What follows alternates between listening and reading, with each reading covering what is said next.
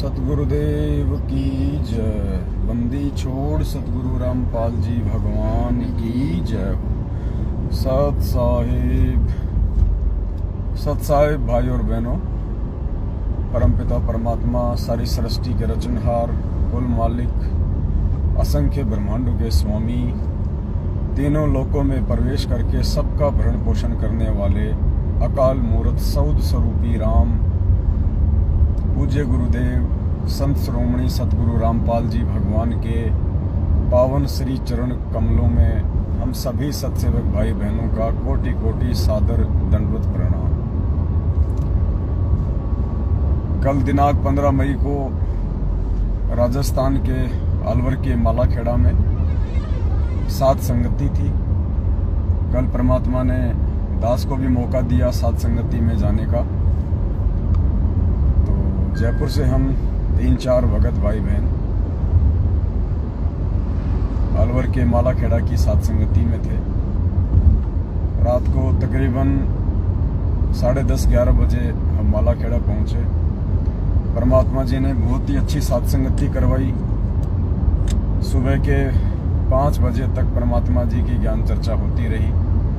भाई बहन आपस में मिलके परमेश्वर की महिमा का गुणगान करते रहे। 60-70 की संख्या में भाई बहन दिल्ली, हरियाणा, मध्य प्रदेश, यूपी, राजस्थान से आए हुए थे।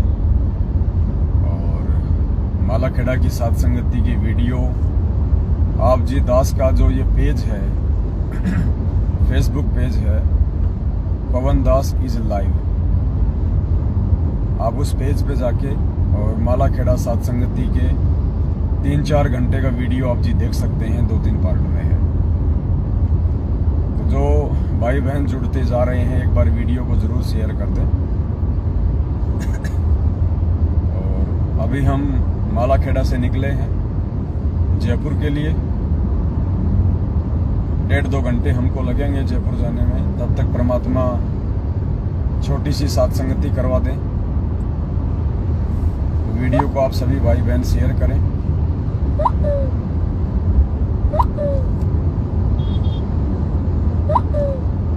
और कुछ छोटी छोटी बातें थी जो आप सभी भाई बहनों को बतानी थी, सात संगति से संबंधित है, पूज्य गुरुदेव जी को भोग लगाने से संबंधित है, जिनकी जानकारी हमको होना अति आवश्यक है। एक बार सभी भाई बहन वीडियो को ज़्यादा से ज़्यादा शेयर कर दें, तब तक हम परमात्मा का मंगलाचरण कर देते हैं। सत साहिब बंदी छोड़ सतगुरु रामपाल जी भगवान की जय हो।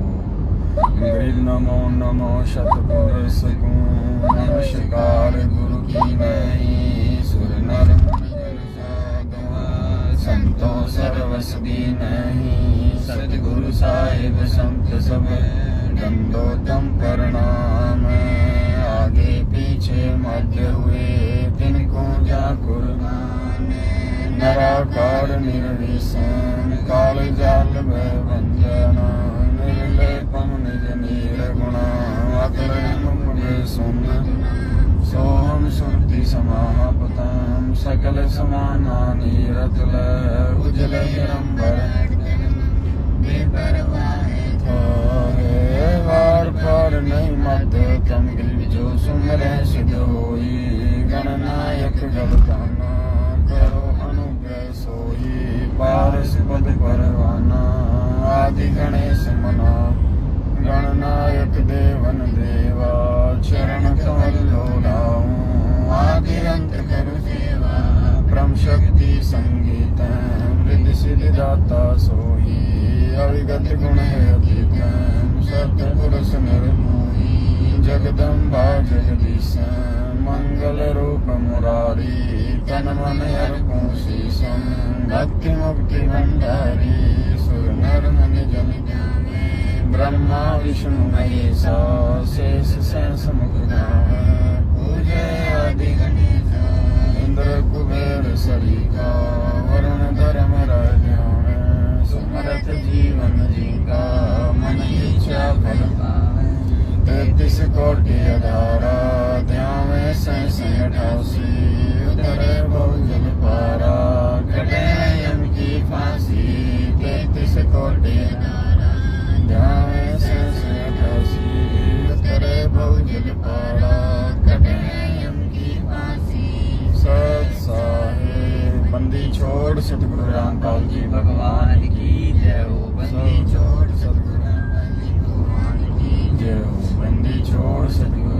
पाल जी भगवान की जय हो।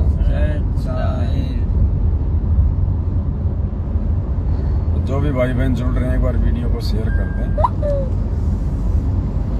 कुछ छोटी छोटी बातें थी जो आप भाई बहनों के साथ में शेयर करनी थी। सबसे पहले जो हम भोग लगाते हैं पूज्य गुरुदेव भगवान को हलवे राम का, तो आप जियों से प्रार्थना थोड़ी सी ये थी, क्योंकि बहुत सारी बातें हैं जो बीच बीच में आए भाई बहनों के साथ में शेयर करना बहुत ज़्यादा ज़रूरी होता है, क्योंकि ये भक्ति मार्ग है। और जिस प्रकार आप देखते हैं, जैसे हमको मोबाइल खरीद के लाते हैं और मोबाइल में हर महीने या 15 दिन में एक नया अपडेट आ जाता है और नए फीचर के साथ में हम उसको इंस्टॉल करते हैं। ठीक इसी प्रकार ये जो भक्ति है, ये सीढ़ी दर सीढ़ी हमारे को चढ़ना है। परमात्मा धीरे धीरे धीरे धीरे हमारे को इस भक्ति मार्ग में आगे बढ़ाएंगे, आगे लेके चलेंगे। मालिक को भी पता है कि एकदम से हम सारी भक्ति क्रियाओं को अपने ऊपर लागू नहीं कर पाते हैं, इसलिए परमात्मा धीरे धीरे धीरे धीरे हमें भक्ति विधि से परिचित करवाते रहते हैं। जो सावधानियां हैं, जो प्रिकॉशंस हैं, वो परमात्मा हमें देते रहते हैं। तो हलवे राम का जो भगत भाई बहन अपने पूज्य गुरुदेव भगवान सतगुरु रामपाल जी परमेश्वर जी को भोग लगाते हैं, उन सभी भाई बहनों से प्रार्थना है, निवेदन है, पूर्ण परमात्मा को, जो पूर्ण परमेश्वर जी हैं, उनको केवल देसी घी के हलवे राम का ही भोग लगता है। परमात्मा को केवल हलवे राम का ही भोग लगता है। बहुत सारे भगत भाई बहन क्या करते हैं, मोबाइल की सेटिंग सेट नहीं होती क्या?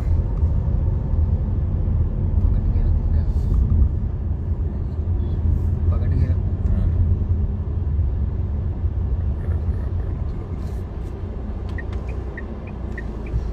थोड़ा दास सेटिंग ठीक कर देते हैं मोबाइल की।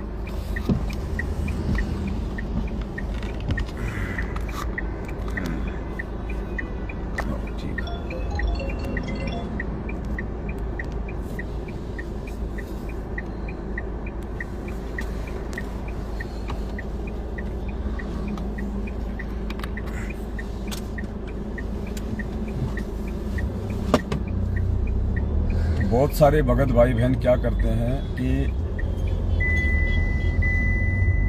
जब गुरुदेव को भोग लगाते हैं तो घर में जो रोटी सब्जी बनती है, जी बेल्ट लगाओ, बेल्ट मत निकालो बड़े भाई, चालान करवा दो कैसे तो। ना बेल्ट हमेशा लगा के रखो, ये अपनी सेफ्टी के लिए।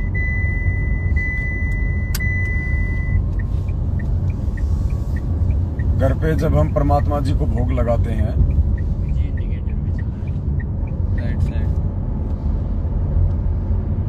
तो बहुत सारे भगत भाई बहन क्या करते हैं, अभी तक दास भी उनमें से एक था।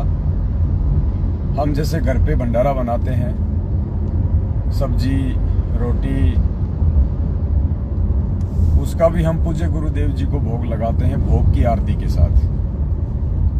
भोग की आरती चाहे छोटी हो चाहे बड़ी हो, तो भोग की आरती के साथ में बहुत सारे भगत भाई बहन गुरुदेव को भोग लगाते हैं, जो घर में भंडारा बनता है। और वो भंडारा हम रिफाइंड में बनाते हैं, हम तेल में बनाते हैं। सब्जी होती है ज्यादातर घरों में तेल में बनती है या रिफाइंड में बनती है। तो बहुत सारे जो भगत भाई बहन हैं वो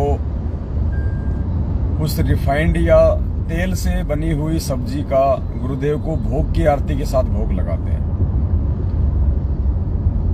जबकि होना ये चाहिए कि पूर्ण परमेश्वर को केवल देसी घी के व्यंजन का ही भोग लगता है, और देसी घी में भी स्पेशल हलवा राम।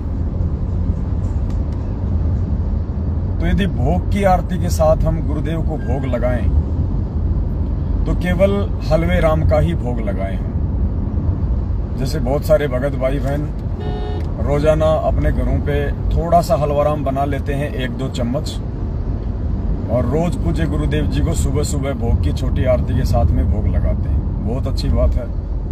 दास की झोपड़ी में भी परमात्मा को इसी प्रकार से रोज भोग लगता है। 1-2 चम्मच थोड़ा सा हलवेराम देसी घी में बना लिया जाता है और पूज्य गुरुदेव जी को उसका भोग लगाया जाता है।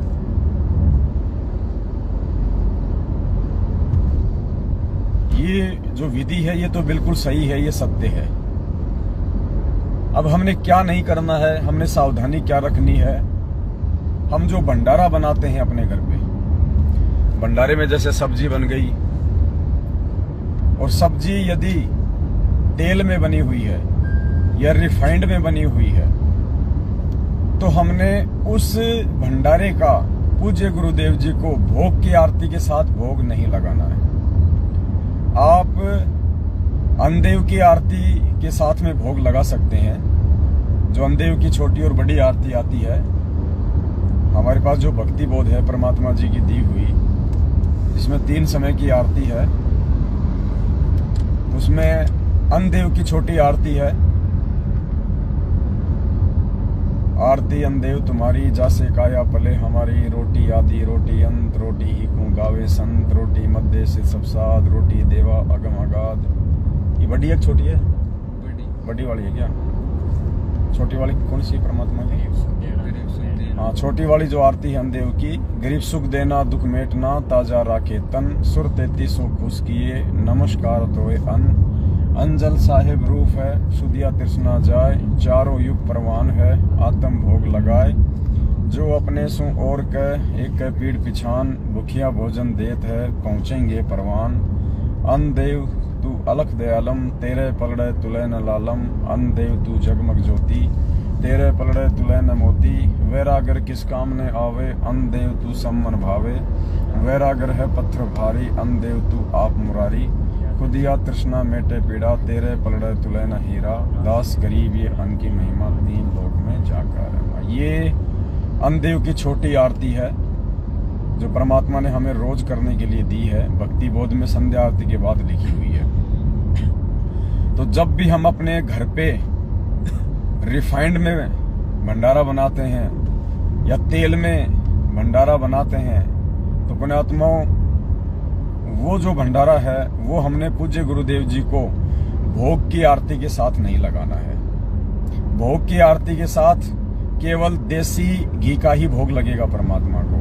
देसी घी में चाहे हलवा बना हो चाहे भंडारा बना हो, उसी का भोग लगेगा। बाकी भंडारा यदि तेल में बना है, रिफाइंड में बना है, तो आप जी अनदेव की आरती ही करें। जब हम जैसे खाना खाते हैं, थाली में भोजन डाल लेते हैं और उस समय हम जो अनदेव की छोटी आरती करते हैं, फिर खाना खा के अनदेव की बड़ी आरती करते हैं। बस हम उसी प्रोसीजर को अपनाएं। यदि तेल में भंडारा बना है तो सिर्फ अनदेव की आरती के साथ ही भोग लगाएं।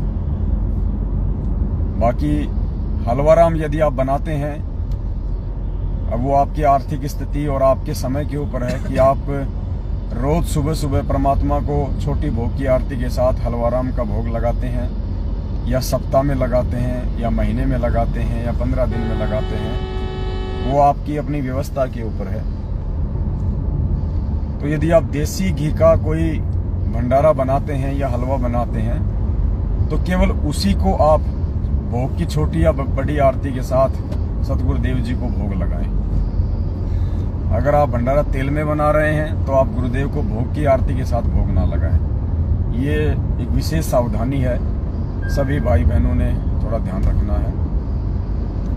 दूसरी चीज, जहाँ जहाँ सात संगतियाँ होती हैं, परमात्मा जी को भोग लगाया जाता है, तो कई बार क्या होता है, जैसे समय जो होता है भोग लगाने का, शाम के टाइम जैसे 7 से 7:30 के बीच का अमूमन टाइम होता है, तो बहुत सारे भाई बहन क्या करते हैं, साथ में भंडारे का भी भोग लगाते हैं। यदि भंडारा समय पे नहीं बन पा रहा है तो आप भंडारे का वेट ना करें और हलवाराम बना के पहले आप परमात्मा को, जहाँ भी सात संगति होती है, आप बड़ी आरती के साथ में भोग लगा लें। यानी भोग की आरती के लिए आप भंडारे का इंतजार ना करें कि भाई भंडारा बनेगा 1 घंटे में, 2 घंटे में, 8 बजेंगे, 9 बजेंगे। आप वो बिल्कुल भी इंतजार ना करें। 7 से 7:30 बजे के बीच में आपने मात्र हलवा राम के साथ सतगुरुदेव जी को भोग लगाना है। उसके बाद जब भंडारा तैयार हो जाए, और सात संगति में तो केवल देसी घी का ही भंडारा बनेगा। सात संगति में आपने किसी भी प्रकार से तेल का या रिफाइंड का या डालडा का यूज नहीं करना है। डालडा तो स्पेशली गुरुदेव ने मना किया है। हमने अपने घर पे भी डालडा का यूज नहीं करना है। घर पे हम अपने तेल में या रिफाइंड में साग सब्जी हम बना सकते हैं, लेकिन जहां जहां सात संगति होती है वहां हमने सारा का सारा जो भंडारा है वो हमने देसी घी में ही तैयार करना है। तो 7 से 7:30 बजे के बीच यदि हलवाराम भी तैयार है और भंडारा भी तैयार है देसी घी का, तो हम दोनों का साथ में भोग लगा दें। और यदि भंडारा तैयार नहीं हुआ और हलवाराम तैयार हो गया है, तो हम 7 से 7:30 बजे के बीच में पूज्य गुरुदेव जी को मात्र हलवाराम के साथ में बड़ी आरती के साथ में हम भोग लगा दें। उसके बाद जब भंडारा तैयार हो जाए तो हम परमात्मा जी के दरबार में रख दें और मंगलाचरण हम कर दें, या आप जी छोटी भोग की आरती के साथ में भी जो है आप भोग लगा सकते हैं। कई बार क्या होता है 8-9 बज जाते हैं, 9:30 बज जाते हैं। दिल्ली में यही हुआ, लेट हो गए, 8:30-9 बज गए, परमात्मा जी को भोग नहीं लगा। और उसके बाद वहाँ पे कार्ड ने अपने एजेंट भेज दिए, सतलोक आश्रम मैनेजमेंट हरियाणा वाले। उन्होंने आरती भी पूरी नहीं करने दी और बीच में ही व्यवधान डालना शुरू कर दिया। तो दास इसलिए प्रार्थना कर रहा है कि 7 से 7:30 बजे के बीच में जहाँ भी सात संगति है, परमात्मा जी को भोग लग जाना चाहिए। इससे ऊपर नहीं होना चाहिए। 7:30 से ऊपर आपने बिल्कुल भी नहीं करना है। दूसरी जो बात थी जो आप भाई बहनों को बतानी है, दूसरी बात ये थी कि चाहे आपका घर हो, चाहे सात संगति हो, परमात्मा जी को जो भोग लगेगा वो केवल नए बर्तनों में लगेगा। आप एक थाली, 1-2 कटोरी, 1 चम्मच, 1 गिलास, ये 3-4 आइटम आप जी किसी भी बर्तन की दुकान से खरीद लें। ये आपकी इच्छा और आपकी आर्थिक स्थिति के ऊपर निर्भर करता है कि आप वो तांबे की खरीदेंगे, आप वो कांसे की खरीदेंगे, या आप जी स्टील के खरीदेंगे, या आपकी आर्थिक स्थिति और आपकी स्थिति के ऊपर निर्भर करता है। चांदी या सोने के बर्तन नहीं खरीदने हमने। इस चीज का विशेष तौर पे ध्यान रखना। सोने या चांदी के बर्तन गुरुदेव को भोग लगाने के लिए बिल्कुल भी यूज नहीं करने हैं। आप तांबा यूज कर सकते हैं, आप कांसा यूज कर सकते हैं, आप स्टील के बर्तन यूज कर सकते हैं। तो चाहे घर हो, चाहे सात संगति हो, परमात्मा जी के लिए स्पेशल बर्तन लेके आप जी खरीद लें और उन्हीं में परमात्मा जी को भोग लगे। जैसे सात संगति हो गई, नए बर्तनों में गुरु जी को भोग लगा। उसके बाद में उन बर्तनों को हम धो मांज के अच्छे से, और उनको हम एक जगह किसी साफ कपड़े से लपेट के या किसी पॉलीथीन वगैरह में डाल के हम उनको सुरक्षित जगह पे रख दें। जब दोबारा सात संगति हो तो उन्हीं बर्तनों में हम पूज्य गुरुदेव जी को भोग लगाएं। उन बर्तनों को कोई भी भगत यूज ना करे, कोई भी परिवार का मेंबर यूज ना करे। और उन बर्तनों को आप जी बाकी बर्तनों के साथ में भी ना रखें बिल्कुल। जो घर के बर्तन होते हैं, जो रोज हम काम में लेते हैं, उन बर्तनों के साथ में भी या सिंक में भी हम उन बर्तनों को ना रखें जिन बर्तनों में पूज्य गुरुदेव जी को भोग लगता है। ऐसा ही सेम टू सेम हमने अपने घर पे करना है। 1 कटोरी, 1 थाल, 1 चम्मच, 1 गिलास हम नया खरीद लें।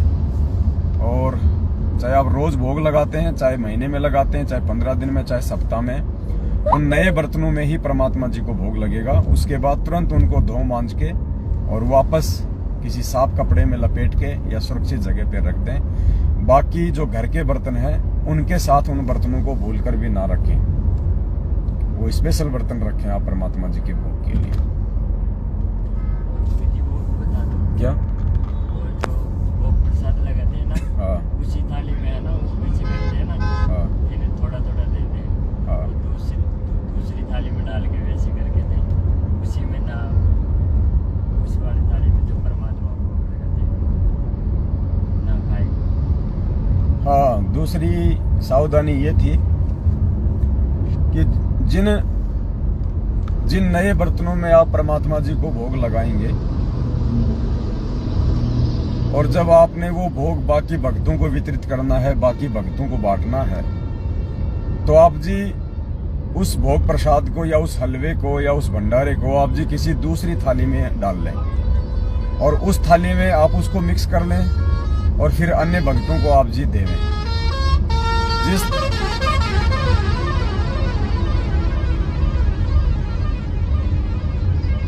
अरे रुक जा भाई,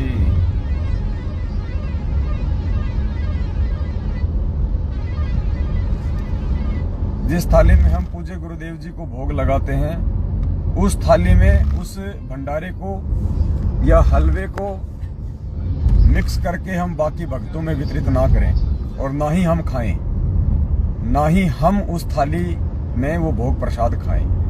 वो केवल पूज्य गुरुदेव जी को स्पेशल भोग लगाने के लिए रहेगी। जैसे भोग लग गया, गुरुदेव के बर्तनों से उस भंडारे को या हलवे को किसी दूसरे पात्र में डाल लें, फिर मिक्स करके हम बाकी भक्तों को बांटें या हम यूज करें। तो इस प्रकार से हमने ये सावधानी रखनी है।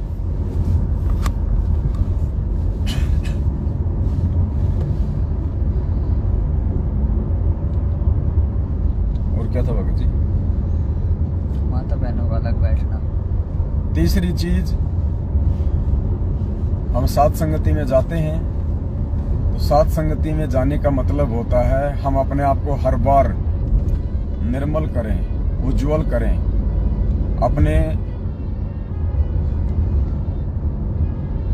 अपने आप को हम साफ करें। हम साथ संगति से कुछ सीख कर आए। हमारे अंदर हर बार कुछ चेंज होना चाहिए, हमारे व्यवहार में, हमारे आचरण में, हमारे बोलचाल में परिवर्तन होना चाहिए ताकि दूसरे भक्तों के ऊपर उसका प्रभाव पड़े। परमात्मा ने एक बार सत्संग में कहा था कि बच्चों, तुम जो ये ज्ञान गंगा पुस्तक बांट बांट के जो लोगों को जोड़ रहे हो, यहाँ लेके आ रहे हो, मालिक ने कहा कि इससे मुझे कोई विशेष खुशी नहीं होती। गुरुदेव ने कहा कि मुझे विशेष खुशी उस समय होगी, उस दिन होगी जब कोई जगत का व्यक्ति मेरे भक्तों के आचरण को देख के, मेरे भक्तों के व्यवहार को देख के, मेरे भक्तों के भक्ति भाव को देख के मेरे से नाम उपदेश लेने आएगा। यानी भक्तों के अंदर हुए परिवर्तन को देख के जब कोई नाम दीक्षा लेगा, उससे परमात्मा ज्यादा प्रसन्न होंगे। तो हम साथ संगत वाले हैं, परमात्मा जी के वचन पे चलने वाले हैं। हमने पुण्यात्माओं अपने व्यवहार में, अपने आचरण में, अपने बोलचाल में, उठने बैठने देखने में हर प्रकार से हमने साधुता लानी होगी, क्योंकि और कोई तरीका नहीं है भगत बनने का, परमात्मा जी के नजदीक आने का। तो ये हम विशेष तौर पे ध्यान रखें। साथ संगति जो भाई बहन रखवाते हैं अपने घर पे, वो एक बात का विशेष ध्यान रखें। साथ संगति में जो माता बहनें होती हैं उनके बैठने की व्यवस्था थोड़ी अलग होनी चाहिए, और जो भाई बहन होते हैं और जो भगत भाई होते हैं उनके बैठने की व्यवस्था अलग होनी चाहिए। कई बार देखने को मिलता है कि माता बहनें और भाई वगैरह सब मिक्स होके बैठ जाते हैं। ऐसा हमने बिल्कुल भी नहीं करना है। कुछ मर्यादा है जिनका हमने पालन करना होगा, तो परमात्मा हमसे प्रसन्न रहेंगे। और साथ संगति में यदि मर्यादा बनी रहेगी तो साथ संगतियां लंबी चलेंगी। तो जिसके भी घर पे साथ संगति हो वो इस बात का विशेष तौर पे ध्यान रखे कि बैठने की व्यवस्था अलग अलग होनी चाहिए। मिक्स होके बिल्कुल भी ना बैठें। यदि को दो भाई बहन भी साथ संगति में आए हैं और वो यदि आपस में साथ साथ बैठे हैं, तो भी उनसे प्रार्थना करें कि भगत जी आप अपने घर पे चाहे आसपास बैठो, हमें कोई दिक्कत नहीं है, लेकिन ये साथ संगति है, यहाँ पे आप भाइयों वाले पंडाल में बैठें और माता बहनों के पास बैठें। ये विशेष तौर से भाई बहनों ने ध्यान रखना है। मर्यादा बनी रहेगी तो परमात्मा प्रसन्न रहेंगे।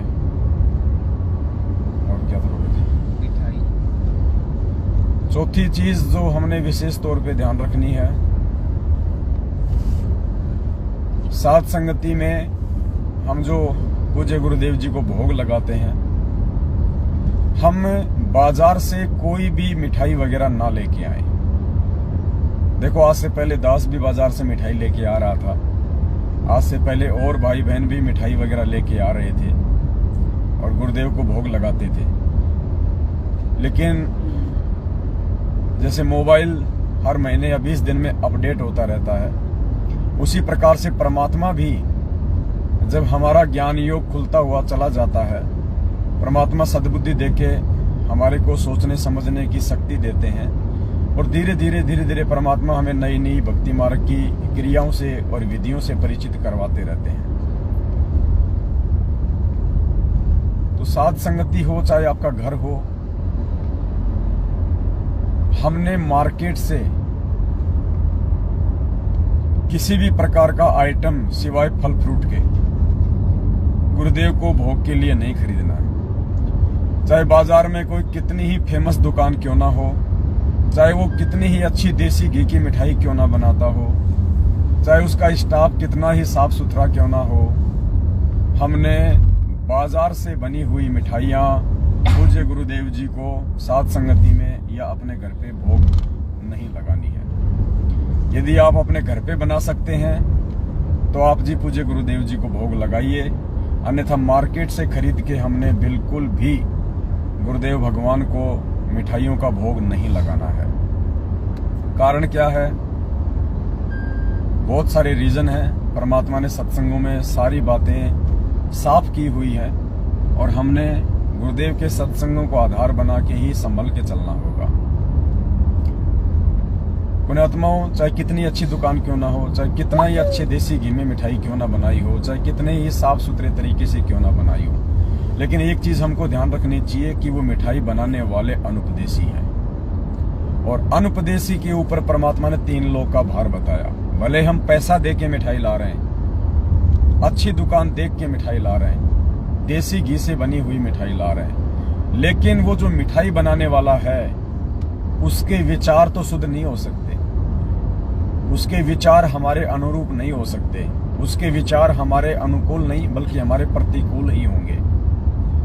वो जगत में रमा हुआ व्यक्ति होगा, पता नहीं मिठाई बनाते समय उसके दिमाग में क्या क्या ख्याल आ रहे होंगे।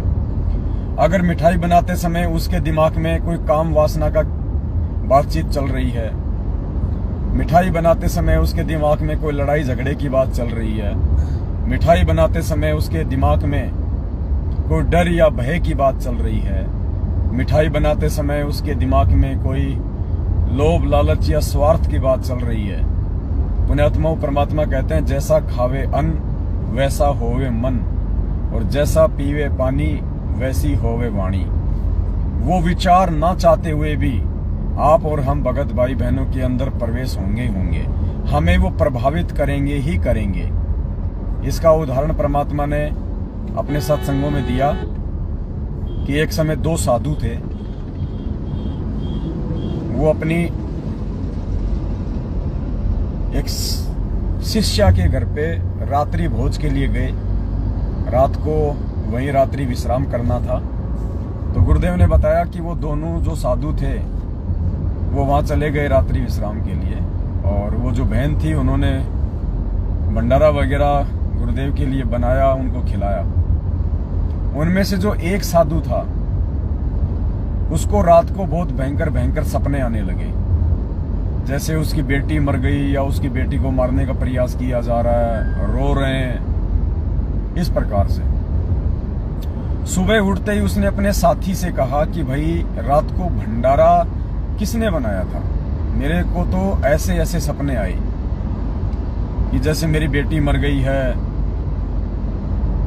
लोग रो रहे हैं। तो जो दूसरा उसका साथी था उसने उस अपनी शिष्या को अपने पास बुलाया और कहा कि बेटा रात को भोजन किसने बनाया था? तो उस बहन ने कहा कि गुरुदेव मेरी बहन आई हुई है, उसने आपके लिए भोजन बनाया था। तो बोला बहन तेरी बहन के घर में कोई दिक्कत कोई तकलीफ? बोले जी अभी अभी कुछ ही दिन पहले उसकी बेटी का जो है देहांत हो गया, उसकी बेटी जो है विधवा हो गई। उसकी बेटी का जो पति था वो एक्सीडेंट में मारा गया, अकाल मौत मर गया। बेचारी की एक बेटी है छोटी सी, और रात दिन वो उसी की चिंता में लगी रहती है कि क्या होगा मेरी बेटी का, क्या होगा मेरी नाती का, मेरी दोहिती का। वो रात दिन इसी सोच में लगी रहती है। तो पुण्यात्माओं, गुरुदेव ने हमें ये समझाना चाहा है कि भोजन बनाते समय भोजन बनाने वाले या बनाने वाली के जो विचार होते हैं, अच्छे या गलत, वो उस भोजन में शामिल हो जाते हैं और खाने वाले के ऊपर फिर उनका थोड़ा बहुत असर अवश्य होता है। तो इस बात को विशेष तौर पे ध्यान रखते हुए हमने आज के बाद कभी भी बाजार से बनी हुई मिठाइयां या कोई भी व्यंजन सिवाय फल फ्रूट और साग सब्जियों के हमने पूज्य गुरुदेव जी को भोग लगाने के लिए प्रयोग नहीं करना है। और कोशिश करो कि आप भी बाजार से बनी हुई कोई भी इस प्रकार की जो मिठाइयां वगैरह होती हैं या अन्य जो आइटम होते हैं, आप भी उनका प्रयोग ना करें। दास आपको ये बात इसलिए कह रहा है क्योंकि दास के ऊपर परमात्मा की मेहर हुई है, परमात्मा की दया हुई है।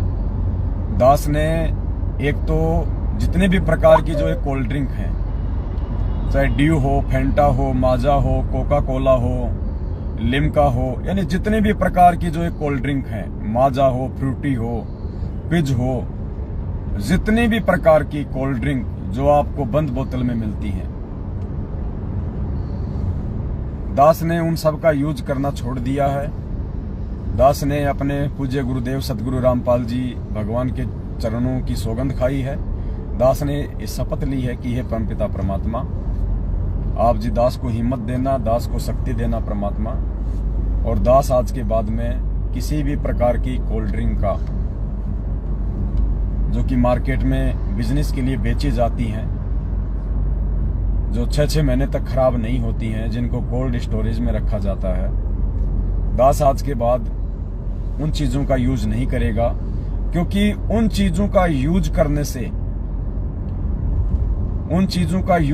से हमारी भक्ति बिगड़ती है। उन चीजों का यूज करने से हमारी मानसिकता पे प्रतिकूल असर पड़ता है। उन चीजों का यूज करने से हमारे अंदर कई प्रकार के छोटे मोटे विकार ऑटोमेटिक उत्पन्न होते हैं। कारण क्या है पुण्यात्माओं? जब परमात्मा ने सृष्टि रची और सृष्टि रचना फिर उस परमेश्वर ने आज सतगुरु रामपाल जी भगवान के रूप में आके हमें पढ़ाई, हमें बताई, तो क्या कहा परमात्मा ने कि उस परमेश्वर ने 7वें दिन सृष्टि रची, अपने तख्त पे जा बैठा, और परमेश्वर ने बीज वाले जितने भी पौधे हैं, फल हैं, फूल हैं, वो इंसानों के खाने के लिए बनाए।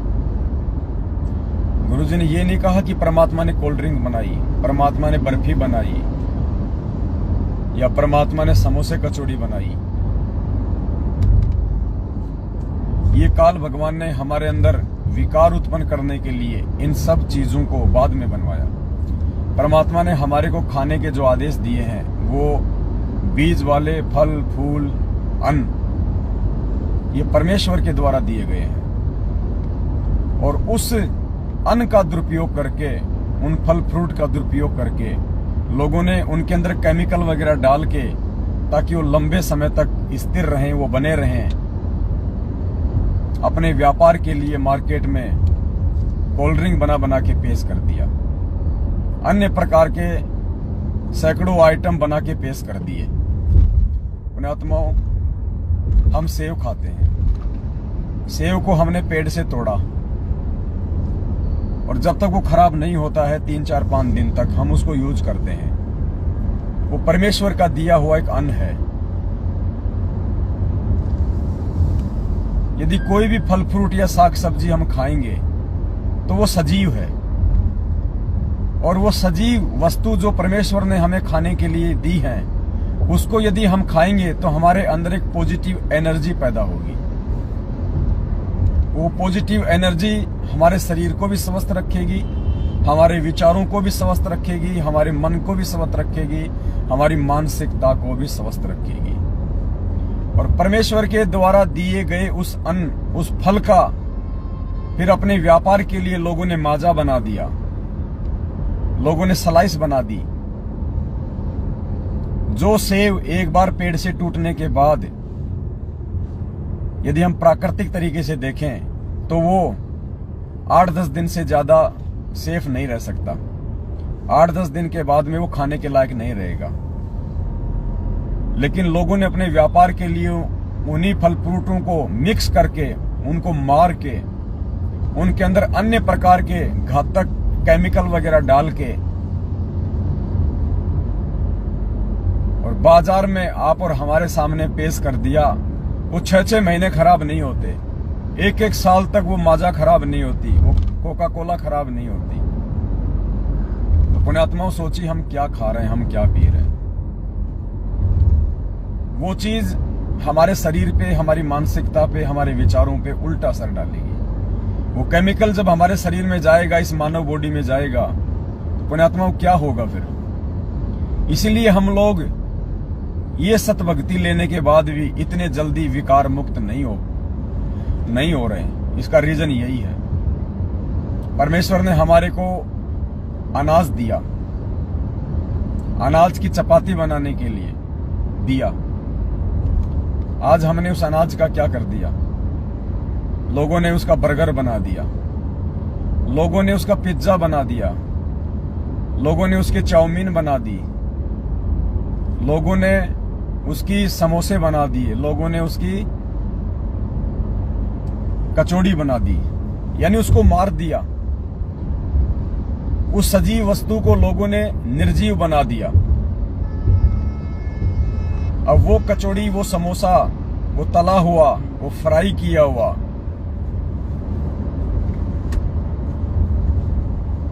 मार्केट में ना जाने कितने प्रकार के घटिया तेल आते हैं, जिनको खाने से हमारे शरीर पे बहुत ज्यादा प्रतिकूल असर पड़ता है। हार्ट अटैक की शिकायतें आती हैं। उस तेल को केवल 3 या 4 बार ही यूज करना होता है, लोग उसको 20-30 बार यूज कर देते हैं समोसे कचौड़ी बना बना के, समोसे कचौड़ी बना बना के, और उस गंध को फिर हम खाते हैं। वो निर्जीव वस्तु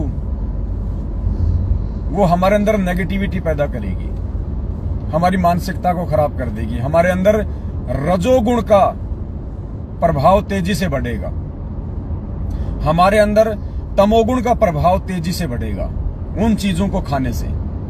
जबकि फल फ्रूट खाने से, साग सब्जी खाने से, सलाद खाने से, लस्सी पीने से, दूध दही घी खाने से हमारे अंदर पॉजिटिविटी आएगी, हमारे अंदर सात्विक जो गुण हैं उनका प्रभाव ज्यादा होगा।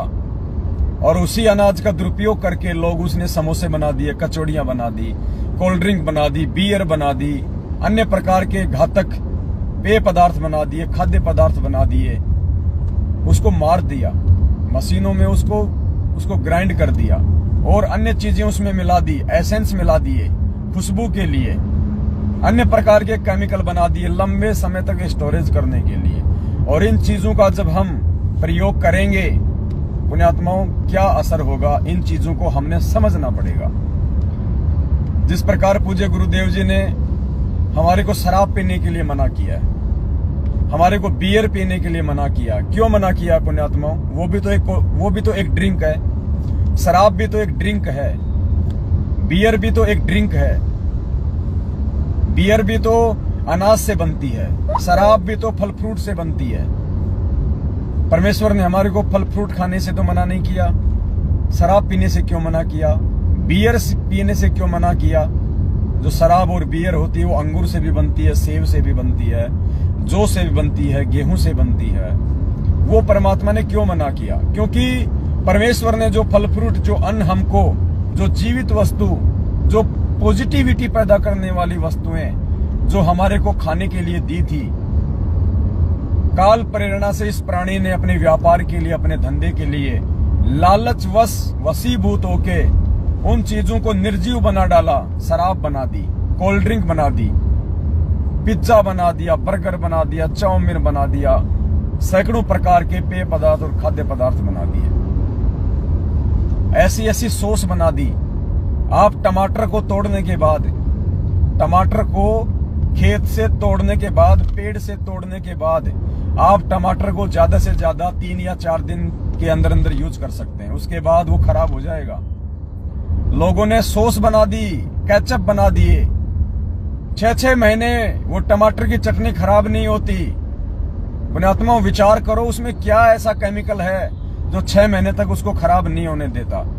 खराब नहीं होने देने का मतलब उसमें के अंदर बदबू पैदा नहीं होती, बाकी वो तो खराब है ही, वो तो शुरू से ही खराब है,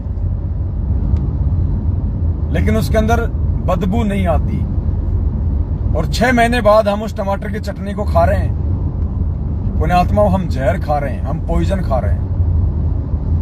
और जब तक हम इन चीजों को खाते रहेंगे जो काल भगवान की प्रेरणा से हमारा मानसिक और शारीरिक संतुलन बिगाड़ने के लिए, ये किसान सॉस आज से पहले तो नहीं थी। 100 साल पहले तो टमाटो की चटनी नहीं बनती थी ऐसी, ये कोई केमिकल नहीं थे 100 साल पहले। 100 साल पहले कोल्ड ड्रिंक भी नहीं थी। 100 साल पहले ये आपकी स्लाइस, लिम्का, फेंटा, माजा, ड्यू ये तो नहीं थी। 100 साल पहले पुण्यात्माओं कोई पिज्जा, बर्गर, चाउमीन तो नहीं बनाया करता था। 100 साल पहले ये डिब्बा बंद, ये टिन पैक फूड भी नहीं थे। 100 साल पहले ये चटपटे आइटम, ये क्या खाते हैं बच्चे, ये कुरकुरे वगैरह, ये और क्या आती है वो आलू की बनती है, चिप्स, ये पहले तो नहीं थे पुण्यात्माओं। ये मैगी वगैरह ये पहले तो नहीं थे। ये आज क्यों बनी? इतने सारे डिब्बा बंद पेय पदार्थ, खाद्य पदार्थ आज मार्केट में भरमार है, भरमार। क्यों? सिर्फ और सिर्फ काल प्रेरणा से हमारे अंदर उत्तेजना पैदा करने के लिए, हमारे अंदर विकार पैदा करने के लिए, ताकि हम परमेश्वर की भक्ति ना कर सकें, हमारे विचार शुद्ध ना हो सकें, हम अपने रजोगुण, तमोगुण और शतोगुण पे काबू ना पा सकें। ये सब काल भगवान की सूक्ष्म चाल होती है। इसीलिए परमात्मा ने सबसे पहले हमारी शराब छुड़वाई। शराब के अंदर भी तो एक नशीला पदार्थ होता है जो हमारी मांसपेशियों को, हमारी नसों को स्थिर कर देता, सुन्न कर देता है, हमारे सोचने समझने की शक्ति को बंद कर देता है। कुछ समय के लिए हम मदोश हो जाते हैं। पुण्यात्मा, कोल्ड ड्रिंक भी वही चीज है, कोल्ड ड्रिंक में भी वही आइटम है। अगर उसमें ज्यादा मात्रा में है तो ये जितनी भी प्रकार की कोल्ड ड्रिंक है इनमें थोड़ी मात्रा में है, लेकिन है सारी चीजें वही। तो इसलिए अब ये चीजें ज्ञान आधार से हमने बंद करनी पड़ेंगी। यदि वास्तव में हमने भक्ति करनी है तो, वास्तव में यदि हमने अपने विकारों पे काबू प्राप्त करना है तो ये चीजें अब हमने 2 कदम आगे बढ़ के अपने जीवन से हटानी पड़ेंगी, अपनी दैनिक क्रियाओं से हटानी पड़ेंगी। ये तली हुई नमकीन वगैरह, ये बिस्किट वगैरह, पुण्यात्माओं, ये सारी चीजें केमिकलाइज हैं। बिस्किट जो होते हैं, चाहे कोई बिस्किट हो, किसी भी प्रकार का बिस्किट हो, उसके अंदर कहीं न कहीं अंडे का यूज होता है। अंडे का उसमें यूज होता ही होता है, उसके बिना वो बिस्किट बन ही नहीं सकता। विशेषज्ञ बताते हैं इन बातों को। ब्रेड वगैरह, जिसको बासी रोटी कहते हैं, बासी रोटी, ब्रेड, ये पश्चिमी देशों का जो प्रचलन है ब्रेड। अगर हम अपनी भाषा में उसको कहें तो उसको कहेंगे बासी रोटी। जो वो बेकार रोटी होती है जिसको कुत्ते खाते हैं उसको कहते हैं ब्रेड। हमने अपने जीवन में उसको इस प्रकार से लागू कर लिया। ब्रेड पे लगा के चटनी, लगा के सॉस, चक्कू से डाल के उसमें 2-4 खीरे, रे साहब बन गई सैंडविच। वाह जी वाह, 2 महीने बाद में पेट का सैंडविच बन जाएगा। तो दास ये सारी बातें आपको पुण्यात्मा इसलिए कह रहा है कि परमात्मा ने सबसे पहले ये जितनी भी प्रकार की जो कोल्ड ड्रिंक हैं, ये परमात्मा ने दास से ये बंद करवा दी है। दास ने अपने परमेश्वर के चरणों की सौगंध खा ली है, परमात्मा से हिम्मत मांगी है, शक्ति मांगी है, आत्मबल और विश्वास मांगा है कि परमेश्वर आपकी रजा के बिना दास इन चीजों से दूर नहीं हो सकता है, क्योंकि मैं एक जीव हूं। मेरे अंदर 5 विकार और 25 प्रकृतियां हैं। मेरे अंदर भी वो मन है, काल सबके अंदर बैठा हुआ है मन रूप में। परमात्मा आप साथ देंगे तो ये चीजें हम छोड़ पाएंगे। तो मालिक ने बहुत बड़ी मेहर की, दास को सौपन में भी ये चीजें अब याद नहीं आती हैं, और आप सभी भाई बहनों को भी हम जागरूक करने के लिए ये बातें हम बता रहे हैं। तो दास ने कोल्ड ड्रिंक वगैरह पीना बिल्कुल छोड़ दिया है, और प्रार्थना करूंगा कि साथ संगति में कोई भी भाई बहन किसी भी प्रकार का जो कोल्ड ड्रिंक है और ये रूह अफ़ज़ा वगैरह, ये सब कुछ केमिकलाइज है पुण्यात्मा। शरबत, रूह अफ़ज़ा, रोज सिरप, ये सब के सब केमिकलाइज हैं। हमने इनका भूल के भी प्रयोग नहीं करना है। मैं आपको केवल एक सलाह दे रहा हूं, मैं आपसे प्रार्थना कर रहा हूं, कोई आदेश नहीं दे रहा, मैं जबरदस्ती छोड़ने के लिए नहीं कह रहा। आप छोड़ेंगे उस समय जब या तो आप इन घातक पदार्थों के शिकार हो जाएंगे, या फिर परमात्मा आपको सद्बुद्धि देंगे, तो आप इन चीजों को छोड़ सकते हैं। मेरा केवल आपसे निवेदन है, प्रार्थना है, सलाह है। नंबर 2, दास ने मार्केट में बनी हुई समोसा, कचौड़ी, चाउमीन, बर्गर, पिज्जा, यानी कोई भी आइटम जो फास्ट फूड में आता है, चाइनीज फूड में आता है, साउथ इंडियन में आता है, जो कि फ्राई होके बनता है, समोसे, कचौरी, पकोड़े, चाउमीन, मैगी, ये जो भी आइटम है जो आप ये रेडी और ठेलों पे आप खाते हैं, आप मिलते हैं, परमात्मा ने दास के ऊपर मेहर बख्शी है। दास इन चीजों से दूर हो चुका है। परमात्मा ने इन चीजों को छुड़वाने के लिए जयपुर से हमारे किशन भगत जी हैं, उनको निमित्त बनाया। उन्होंने दास को ये संदेशे दिए परमात्मा के निमित्त होके, और उधर से परमात्मा ने दास को सत प्रेरणा की, दास को सद्बुद्धि दी, और दास ने इन चीजों के ऊपर विचार करके कि वास्तव में हम क्या खा रहे हैं, हम क्या पी रहे हैं, हमारी जीवन शैली क्या होनी चाहिए थी भक्ति मार्ग में आने के बाद, और क्या हो चुकी है। हम ये जहर खा रहे हैं और साथ में परमात्मा की भक्ति भी कर रहे हैं, इसीलिए तो हमारे विकारों पे कंट्रोल नहीं हो पा रहा। वरना ये भक्ति तो पुण्यात्माओं ये चंद दिनों में हमें साधु बना दे, चंद दिनों में। तो इस भक्ति के साथ साथ हमने भी अपनी दैनिक क्रियाओं पे, विशेष तौर पे खाने पीने को लेके सावधानी बरतनी होगी। अब हम समोसे खाते हैं, कचौरी खाते हैं, ये पिज्जा बर्गर खाते हैं, पेट क्यों फूल जाता है? आपने देखा होगा जब आदमी मरता है, जब आदमी डेड हो जाता है, तो वो उसकी बॉडी जो है फूल जाती है, उससे पहले नहीं फूलती। आदमी जब मरता है तो बाद में उसकी बॉडी फूल जाती है ऑटोमेटिक। क्यों फूल जाती है? क्योंकि उसके शरीर की जो कोशिकाएं हैं वो मर जाती हैं, वो काम करना बंद कर देती हैं, वो शून्य हो जाती हैं, तो वो शरीर फूल जाता है। और जब हम ये समोसा, कचौरी, पिज्जा, बर्गर, सैंडविच ये खाते हैं तो हमारे शरीर में फुल आउट शुरू हो जाती है, या किसी का पेट बाहर आना शुरू हो जाता है। क्यों? क्योंकि वो कोशिकाएं जो है वो मर रही हैं। आपके शरीर की कोशिकाएं धीरे धीरे धीरे धीरे, क्योंकि वो स्लो पॉइजन है जो आप खा रहे हैं, वो निर्जीव वस्तु है, वो आपको नेगेटिविटी देगी, आपकी कोशिकाओं को मार रही है, तो आपके शरीर में फुल आउट पैदा हो रही है, जिसको ओबेसिटी कहते हैं, मोटापे का शिकार। आगे चल के फिर और कई प्रकार की घातक बीमारियां शुरू हो जाती हैं। पुण्यात्माओं, भगत को यदि कोई छोटी मोटी अगर कोई मोटापे की शिकायत है, कोई डायबिटीज है, कोई शुगर है, बताओ भक्ति कैसे करेगा? वो कैसे भक्ति करेगा परमात्मा की?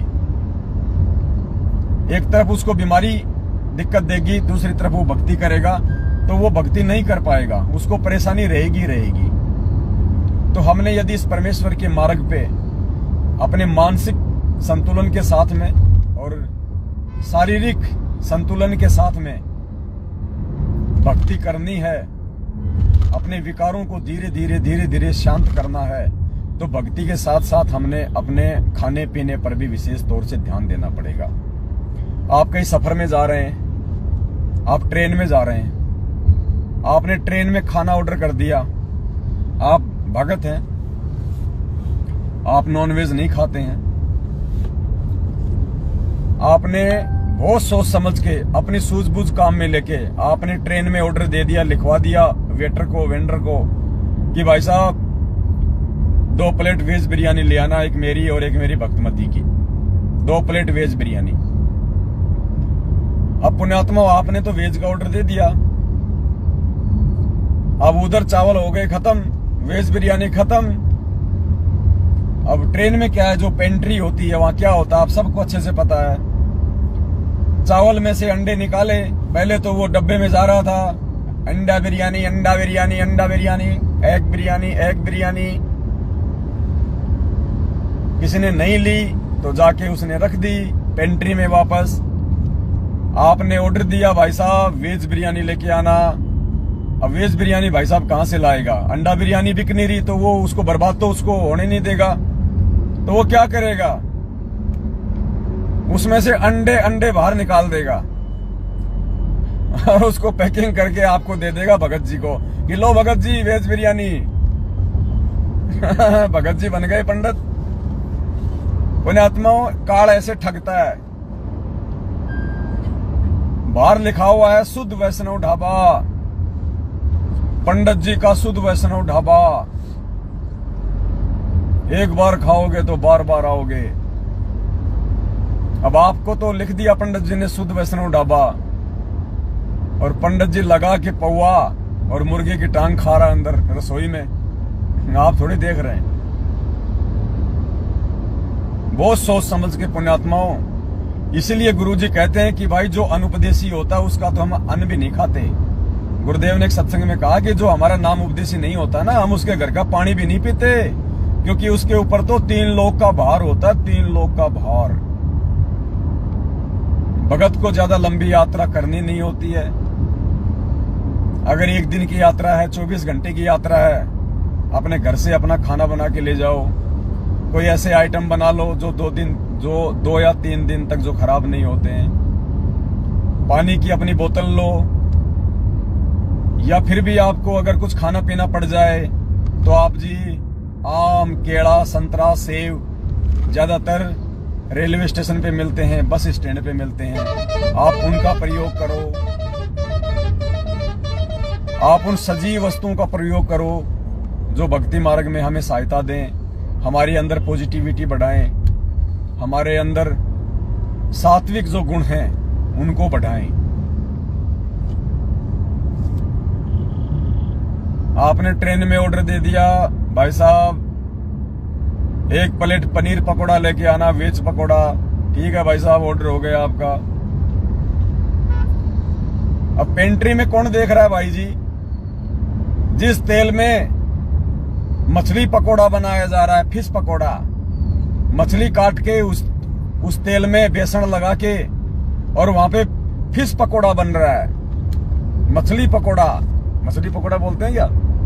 फिश पकोड़ा बोलते हैं ना, फिश पकोड़ा। उस कढ़ाई में, उस तेल में फिश पकोड़ा बन रहा है किसी ऐसे व्यक्ति के लिए जिसने फिश पकोड़ा का ऑर्डर दिया था, मछली पकोड़ा का। जैसे ही वो ऑर्डर तैयार हुआ, उसी तेल में पनीर के ऊपर लगा के बेसन आपके पकोड़े तले जा रहे हैं। लो जी, ये पनीर पकोड़े तैयार हो गए पंडित जी के, भगत जी के। भगत जी के पास गया, लो भगत जी आपका पनीर पकोड़ा। भगत जी ने खाया पनीर पकोड़ा, उंगली चाटता रह गया। बना तो ऐसे हमें काल ठगता है। ये सद्बुद्धि परमात्मा धीरे धीरे देता है। आज से पहले हम भी ऐसा ही कर रहे थे भाई, हम भी ऐसे खाते थे ट्रेनों में, हम भी ऐसे कोल्ड ड्रिंक पीते थे, हम भी ऐसे कचौरी पकोड़े खाते थे, समोसे खाते थे। अब परमात्मा ने दास को सद्बुद्धि दी है तो दास अपने विचार भाई बहनों के समक्ष रख रहा है। दूसरी बात पुण्यात्माओं, परमात्मा ने सत्संग के माध्यम से हमारे को जागरूक किया, हमारे को सचेत किया। द्वापर युग में जब पांडवों का यज्ञ सफल नहीं हो रहा था और 5 पांडव श्री कृष्ण जी सुपस्थ रूप में उस कबीर परमेश्वर को लेके आए और श्री कृष्ण जी ने कहा कि द्रौपदी, यही एकमात्र संत है धरती पे जो तुम्हारा शंख बजा सकता है, तुम्हारा यज्ञ सफल कर सकता है, दूसरा कोई नहीं है। और इसके लिए भोजन भंडारा तैयार कर जितना तू कर सकती है। पुण्यात्माओं, द्रौपदी ने बहुत अच्छे तरीके से अपने खुद के हाथों से, जबकि नौकरानियां थी, लेकिन उसने खुद परमात्मा जी के लिए भोजन भंडारा तैयार किया। 56 प्रकार के कचौड़ी, पकौड़ी, समोसे, खीर, खांड, हलवे, लाडू, जलेबी, खुरमे, पता नहीं क्या क्या बनाए और परमात्मा जी के सामने रख दिए। परमात्मा जी ने सबको मिक्स किया और खाने लगे। 5 ग्रास बना लिए। तो द्रौपदी के मन में, वो भोजन बनाने वाली के मन में क्या विचार आए? देखना, विचार करना पुण्यात्माओं। भोजन बनाते समय कोई गलत विचार नहीं आया, लेकिन भोजन परमेश्वर के आगे रखने के बाद बनाने वाली के मन में क्या विचार आए कि ये काहे का संत है, ये काहे का, ये पंचानन शंख बजाएगा, इसको खाना भी तो नहीं खाना आता ढंग से, कहां से जंगली आदमी उठा लाए घास फूस खाने वाला। द्रौपदी के मन में ये विचार आ गए। उस भोजन बनाने वाली के मन में इतने से विचार आए थे। पुण्यात्माओं, पांडवों का शंख नहीं बजा, पांडवों का यज्ञ सफल नहीं हुआ। और हम भी मार्केट से यदि कोई भोजन खरीदते हैं, कोई मिठाई खरीदते हैं, तो परमात्मा को ही भोग लगाने के लिए खरीदते हैं। और जब द्रौपदी के मन में ऐसे विचार आने से परमात्मा ने भोग प्रसाद स्वीकार नहीं किया, अर्थात उनका शंख। नेट तो खत्म नहीं हो गया आपका? आगे सत्साई पुण्यात्माओं, थोड़ा नेटवर्क की प्रॉब्लम आ गई थी। तो कहने का मतलब है, हमने परमेश्वर के द्वारा दिए गए सत्संगों को आधार बनाना पड़ेगा। ये कथाएं जो परमेश्वर ने हमें सुनाई है, उन कथाओं को आधार बना के हमने अपनी जीवन शैली में परिवर्तन करना पड़ेगा। अपने खान पान, अपने रहन सहन, हम किन लोगों की संगति कर रहे हैं, हम किन लोगों से ज्यादा मिल रहे हैं, उन लोगों के विचार भी हमारे को प्रभावित करेंगे।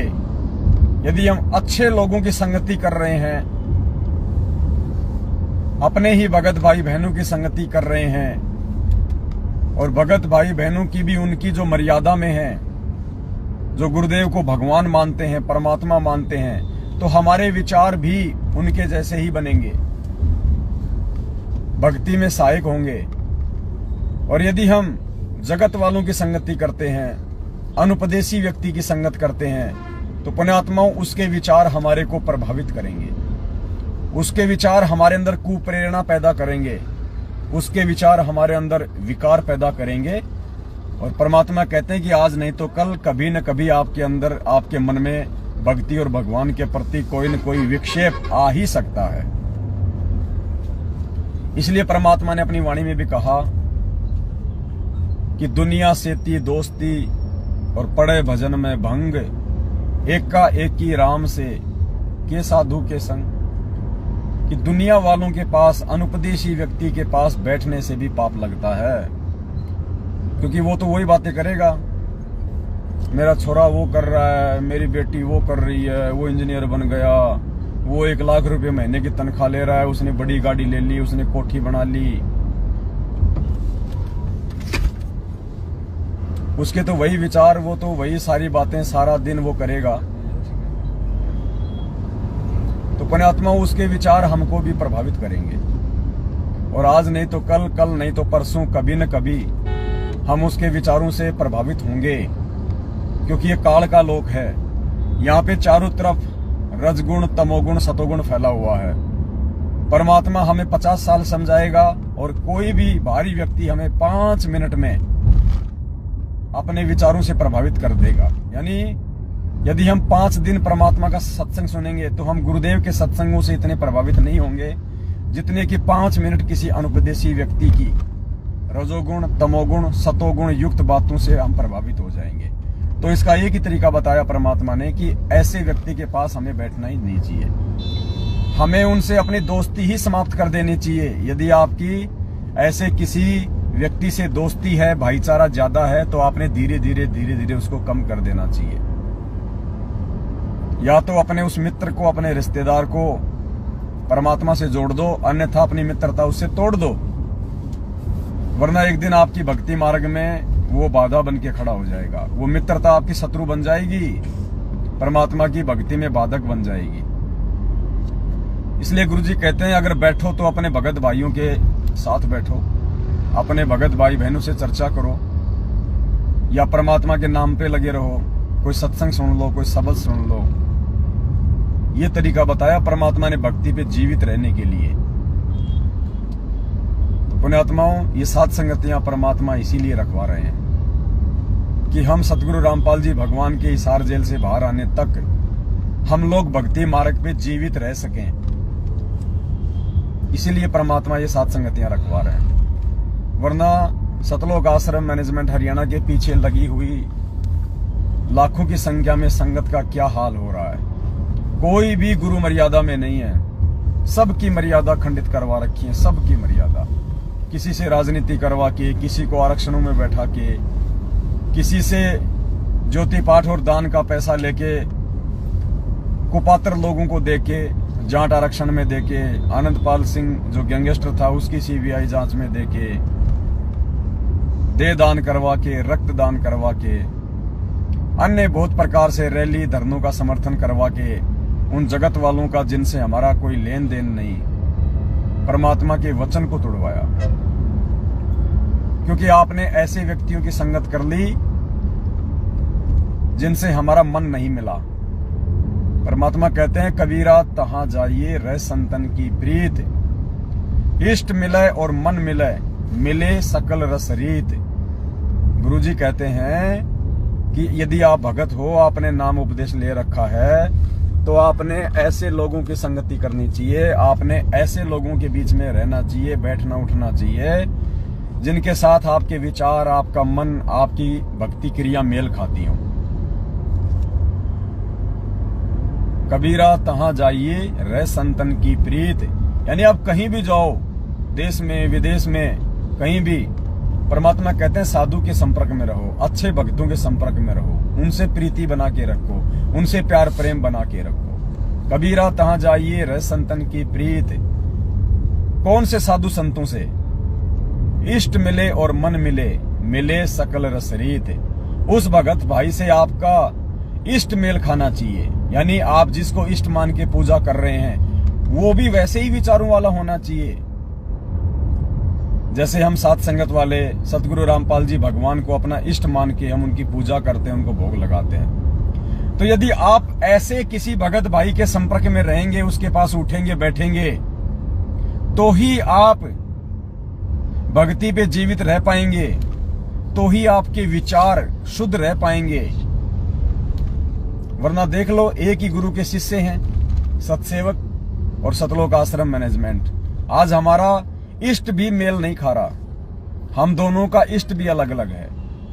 काल प्रेरणा से और अपनी अज्ञानता के चलते, गुरुदेव के तत्व ज्ञान युक्त सत्संगों को ना समझ पाने के चलते, सतलोक आश्रम मैनेजमेंट हरियाणा और गुरुजी का कलयुगी परिवार एक दाढ़ी मूछ वाली फोटो को, जो काल्पनिक फोटो है, हाथ से बनाया हुआ चित्र, उसको अपना इष्ट मानता है, उस फोटो को अपना इष्ट मानता है। जून के महीने में उसका प्रकट दिवस मना के उसकी पूजा करते हैं। और हम सतसेवक सतगुरु रामपाल जी भगवान को, जो कि साक्षात धरती पे प्रकट है, मानव शरीर में प्रकट है, जिंदा रूप है, हम उनको अपना इष्ट मान के, उनके ज्ञान आधार से कि निर्गुण सरगुण एक है, दूजा ब्रह्म विकार, निर्गुण साहिब आप हैं, सरगुण संत विचार, और गुरु गोविंद दो नहीं भाई, जो दो समझेगा वो दोजक में जाई। फिर परमात्मा कहते हैं सतगुरु साहिब एक शरीरा, और सतगुरु बिना न लागे तीरा। फिर परमात्मा कहते हैं कि गुरु को पूर्ण ब्रह्म कर जाने, हमें आदेश दे रहे हैं परमात्मा कि गुरु को ही पूर्ण ब्रह्म कर जाने, गुरु को ही पूर्ण परमात्मा जानिए मानिए, और भाव कभू नहीं आने। इसके अलावा तुम्हारे मन में कोई दूसरा भाव भी नहीं आना चाहिए कि ये गुरु माँ के गर्भ से आया है, या ये परमात्मा का भेजा हुआ संत है, उनका दूत है, उनका संदेश वाहक है। कहते हैं आपके मन में इस प्रकार के कुविचार बिल्कुल भी नहीं आने चाहिए। गुरु को पूर्ण ब्रह्म कर जाने। पूर्ण ब्रह्म कौन? कबीर साहब, जिनका वैदिक नाम है, जिनका वैदिक नाम है कबीर। तो परमात्मा कहते हैं स्वयं कि गुरु को ही कबीर जानो, गुरु को पूर्ण ब्रह्म कर जाने और दूसरे भाव कभू नहीं आने। दूसरे तो मन में भाव भी नहीं आने चाहिए गुरु को परमात्मा मानने के अलावा। तो पुण्यात्माओं, जब आप किसी ऐसे भाई बहन की संगति करोगे, आप उसके संपर्क में रहोगे, तो उससे आपका इष्ट भी मेल खाएगा। इष्ट मिले और मन मिले, आपका और उसका जो मन है वो भी मिलेगा, क्योंकि आपकी जो क्रिया है वो सेम क्रिया है। वो भी भोग लगाता है गुरु जी को, आप भी भोग लगाते हैं। वो भी गुरु जी को कबीर परमात्मा मानता है, दाढ़ी मूछ वाली फोटो को नहीं मानता। आप भी गुरु जी को ही कबीर परमात्मा मानते हो, दाढ़ी मूछ वाली काल्पनिक फोटो को नहीं मानते। तो आपकी जो दोस्ती है, आपका जो प्यार प्रेम है, आपका जो मेल मिलाप है, वो बढ़ता ही चला जाएगा। इसलिए परमात्मा कहते हैं कबीरा तहां जाइए रह संतन की प्रीत, इष्ट मिले और मन मिले, मिले सकल रस रीत। आज हमारे विचार इसीलिए सतलोक आश्रम मैनेजमेंट हरियाणा से एक ही गुरु के शिष्य होने के बावजूद भी मेल नहीं खाते, क्योंकि हम साधु हैं, हम साधुता में रहना पसंद करते हैं, हम गुरुदेव के वचन पे चलते हैं। आवत गाड़ी एक है उल्टा हो अनेक, कहे कबीर ना उलटियो रहे एक की एक।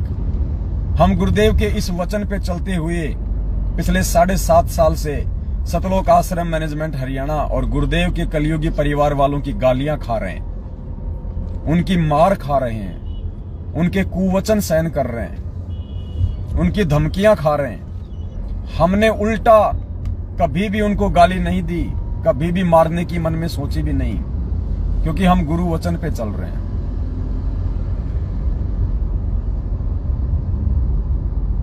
पुण्यात्माओं, जो भगत समाज परमात्मा तैयार करना चाहते हैं, वो सात संगतियों से तैयार हो रहा है। हमारे गुरुदेव साधु हैं, हमने भी साधु बनना पड़ेगा, हमने भी साधु भाव लाना पड़ेगा। हमें अपने गुरुदेव के जैसा बनने का प्रयास करना है। मालिक कहते हैं गुरु को कीजिए दंडवत और कोटि कोटि प्रणाम, कीट न जाने भृंग को गुरु कर ले आप समान। इसी प्रकार गुरु अपने भगत को, अपने शिष्य को, अपने सेवक को अपने जैसे गुणों युक्त करना चाहता है, अपने जैसा बनाना चाहता है, तब कहीं जाके पुण्यात्माओं सतलोक जाने का नंबर आएगा। ये फर्जी सार नाम ले लेके चैनी खैनी लगाते हो गाल के नीचे, बिगड़ गए तुम तो। पहले ठीक था, और जैसे ही रोहतक से फर्जी सार नाम लिया, हरियाणा से फर्जी सार नाम लिया मैनेजमेंट से, उसके बाद भाई साहब गाल के नीचे चैनी खैनी लगाने लग गया, शराब पीने लग गया, भक्तमती के साथ गाली गलौज करने लग गया, मारपीट करने लग गया। ये दुर्बुद्धि क्यों पैदा हुई? 2 कारणों से। परमात्मा ने बताया कि 2 कारण होते हैं इसके। सबसे पहला कारण है मनमाने आचरण में सहयोग करना। मनमाना आचरण जो 7.5 साल से सतलोक आश्रम मैनेजमेंट हरियाणा के द्वारा भगत समाज से करवाया जा रहा है। राजनीति, आरक्षणबाजी, गैंगस्टरों की सीबीआई जांच, फालतू के धरने, प्रदर्शन, रैलियां, गुरुजी की जमानत के लिए डीएम, सीएम, पीएम को धरने ज्ञापन। अरे नालायको, अरे जब गुरुजी को परमात्मा मान लिया तो गुरुजी की जमानत के लिए इन 2 कोड़ी के सीएम पीएम के आगे भीख मांगोगे तुम? तुम्हारा बुद्धि स्तर तालाब के कीचड़ से भी नीचे जा चुका है। ये मर्यादा तुड़वा दी आप लोगों की। इस प्रकार के घटिया कुकर्म करवा के आपके गुरु को मानुष साबित करवा दिया इन्होंने। आपके गुरु का जन्मदिन मनवा दिया इन लोगों ने। जन्मदिन आदरणीय गरीबदास जी महाराज जी ने कहा कि गुरु को मानुष कर जानते वो नर कहिए अंधे, और वह दुखी संसार में फिर आगे काल के फंदे। तो गुरु को मानुष कैसे माना जाता है?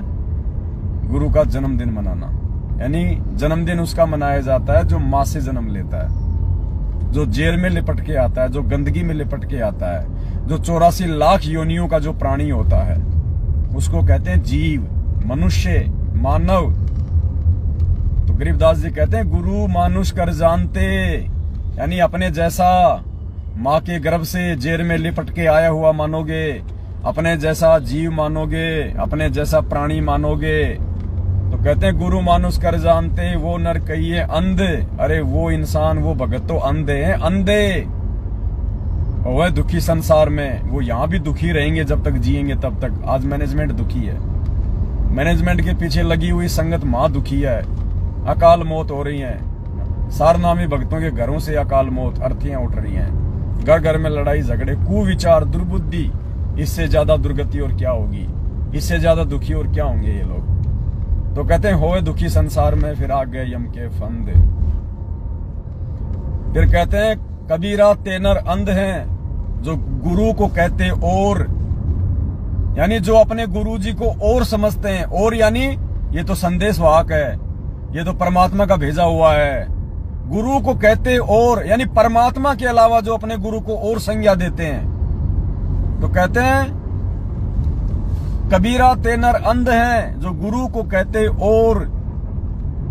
मालिक ने क्या कहा था पहले, पुण्यात्माओं अभी एक सुरंग आएगी, हम लोग सुरंग में प्रवेश कर रहे हैं, 1 किलोमीटर की है। तो अभी हमारा जो नेटवर्क है वो काम करना बंद कर देगा। अभी आप थोड़ा लाइव रहिए, बाद में आपको दास बताएगा।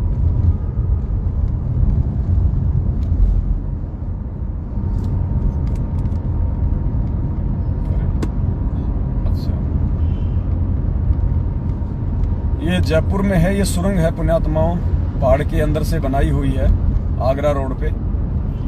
हम इसके अंदर प्रवेश कर रहे हैं, पूरा अंधेरा है।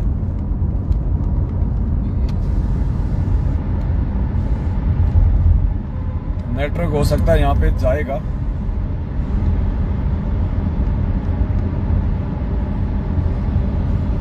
मैं घुमाने का प्रयास करता हूँ, शायद आप लोग देख पाए, नहीं घूम पाएगा।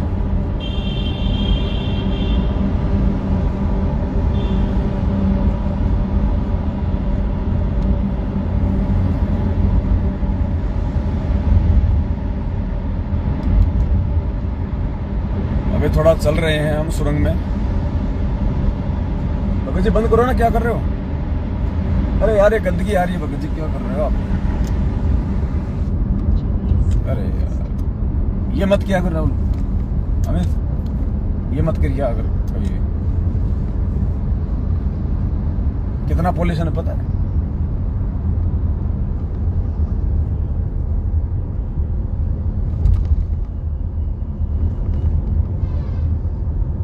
पुण्यात्मा हम सुरंग के बाहर आ गए हैं।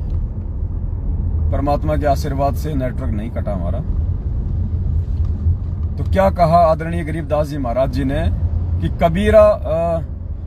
कबीर जी ने क्या कहा, कबीरा तेनर अंध हैं, कि वो लोग अंधे हैं, वो मूर्ख हैं, वो मूर्ख की श्रेणी में हैं, जो गुरु को कहते और, यानी गुरु जी को परमात्मा के अलावा जो और कहते हैं कि ये तो संत है, ये तो खाली हमारा गुरुजी है, ये तो हमारा बाप है, हमारा पिताजी है। कहते हैं गुरु को कहते और।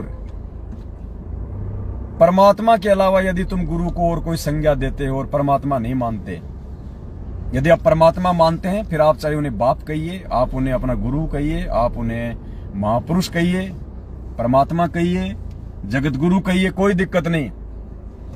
लेकिन गुरु को परमात्मा ना मानकर यदि आप उन्हें कोई दूसरी संज्ञा दे रहे हैं, तो कहते हैं कबीरा तेनर अंध हैं, जो गुरु को कहते और। हरि के रूठे ठोर हैं, गुरु रूठे नहीं ठोर। गुरु को कहते और थोड़ी देर पहले एक क्या वाणी थी परमात्मा की, कि गुरु को पूर्ण ब्रह्म कर जाने और भाव कभू नहीं आने। इस वाणी का समर्थन ये दूसरी वाणी कर रही है कि कबीरा तेनर अंध हैं, जो गुरु को कहते और, यानी गुरु को पूर्ण ब्रह्म के अलावा यदि आप कोई और संज्ञा देते हो, आप उन्हें परमात्मा ना मान के यदि कोई और चीज मानते हो कि ये तो खाली जगत गुरु हैं, ये तो खाली परमात्मा के भेजे हुए संदेश वाहक हैं, ये तो परमात्मा के दूत हैं, तो कहते हैं कबीरा तेनर अंध हैं, जो गुरु को कहते और, हरि के रूठे ठोर हैं, गुरु रूठे नहीं ठोर। तो पुण्यात्माओं, ये वाणियां परमात्मा ने हमें ऐसे नहीं दी हैं, कोई मनोरंजन के लिए नहीं दी हैं। परमात्मा को पता था कि मेरी संगत में काल प्रेरणा से ये घमासान धर्मयुद्ध छिड़ेगा, मेरे ही संगत के अंदर काल दो ग्रुप बना देगा। जो मनवस प्राणी होंगे, जो गुरु को मानुष मानेंगे, जो गुरु का जन्मदिन मनाएंगे, जो गुरु को अपने जैसा जीव मानेंगे, गुरु जी को पता था कि काल उनको ठगेगा, उनसे उल्टे कर्म करवाएगा, भक्ति विरुद्ध काम करवाएगा, आरक्षणबाजी और राजनीतियां करवाएगा, उनको ठगेगा। तो परमात्मा को पहले इन सब बातों का पता था, इसलिए इस दयालु परमात्मा ने हमें सावधान करने के लिए 250 साल पहले, 300 साल पहले आदरणीय गरीबदास जी महाराज जी के रूप में आके ये ग्रंथ साहिब लिख दिया, ये वाणियां लिख दी, ताकि हम जागरूक रहें, हम धोखा ना खाएं। 650 साल पहले परमात्मा ने कबीर सागर लिखवा दिया, ढेरों वाणियां लिखवा दी, ताकि हम धोखा ना खाएं। और छांट छांट के सतगुरु रामपाल जी भगवान ने, उस कबीर परमात्मा ने आज हमारे को, हमारे गुरु बनके हमारे को नित्य नियम दे दिया, छांट छांट के वाणियां दे दी, अच्छी अच्छी वाणियां, प्यारी प्यारी वाणियां, जिनको अपने जीवन में धारण करके हम धोखा खाने से बच सकते थे। हमारे को असुर निकंदन रमेणी में दे दी वाणियां छाट छाट के, संध्या आरती में दे दी वाणियां छाट छाट के। सत्संगों में परमात्मा हमें 10, 20, 50 कुछ ऐसी वाणियां जो बार बार समझाते, बार बार बताते कि संगत माही कुसंगत उपजे, जैसे बन में बास, आप घिस घिस आग लगा लेकर बनखंड का भी नाश। तो संगत में कुसंगत, संगत में वो बंबू, वो बांस, ये सतलोक आश्रम मैनेजमेंट हरियाणा है पुण्यात्माओं। काल ने इस मैनेजमेंट को, काल ने गुरुदेव के बेटा बेटी, भाई बंधु, रिश्तेदार, ये कोऑर्डिनेटरों को बंबू बना के, बांस बना के और आप लोगों के सिर पे बैठा दिया। इन्होंने खुद अपनी भक्ति बर्बाद करी, आप लोगों से राजनीतियां करवा के, उल्टे कुकर्म करवा के। अरे परमात्मा ने तो भिखारी को भी 1 रुपया तक देने से मना किया है कि नगद बिल्कुल नहीं देना बेटा, भिखारी को मार खा जाएगा। चाहे वो कितना ही भूखा मरे, वो कितना ही रोए, वो गिड़गिड़ाए, कितनी भीख मांगे, कैसी कैसी दुहाई दे कि मेरे बच्चे मर जाएंगे, मेरे छोटे छोटे बच्चे हैं भूखे मर जाएंगे, क्या होगा मेरे बच्चों का, क्या होगा मेरी औरत का, क्या होगा, पहनने को मेरे बच्चों के पास में कपड़े नहीं है, पैरों में जूते नहीं है उनके, अल्लाह के नाम पे दे दे, बाबा के नाम पे दे दे रे बाबा।